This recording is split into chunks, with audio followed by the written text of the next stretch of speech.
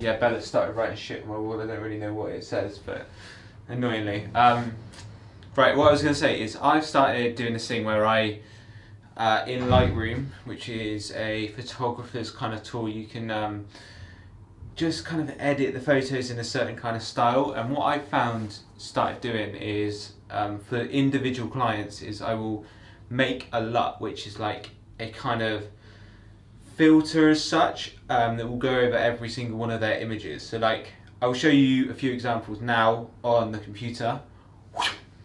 So what you do is you go into Lightroom, you open up Lightroom, you go to the import the photos that you want to use, and you all want to kind of have the same feel. So review for import. I've already done this, so I've got these 5 photos here, which I'm not sure. Yeah, no, that one's probably the best one. So what I will do is I will choose how I want to do it. So I normally start with the curve and add 2 points, one near the beginning, one near the bottom, and then just flatten the bottom off and cut the top off.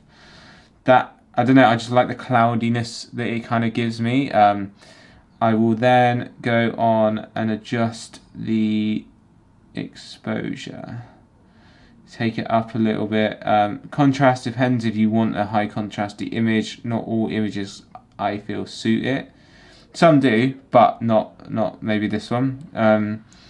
Shadows, don't really like the shadows. It depends on the kind of feel that you want to go for. So clarity, I quite like having a high clarity on it, just because it brings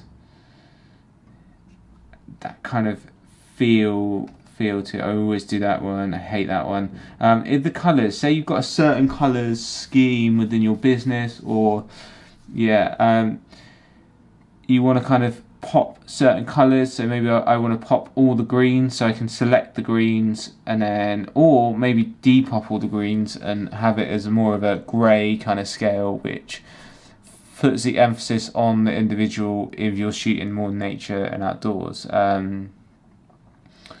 Say for example we do want to pop the green, we'll pop it. You can also change the hue and the saturation.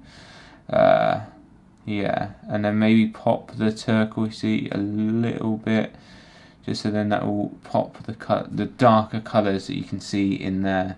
If I put it all the way up, you'll be able to see it. You see it changing. Then if you did want to add a kind of very light tinge to it, you can do that. Also the detail.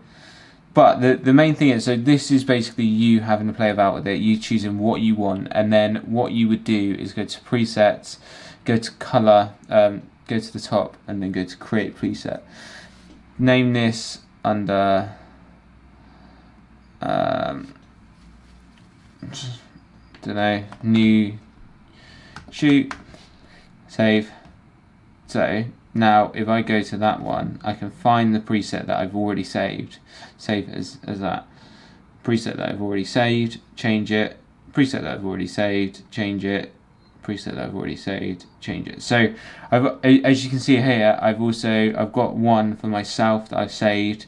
I've also got one for an edit, a shoot that I did with Sophie, and then I've got one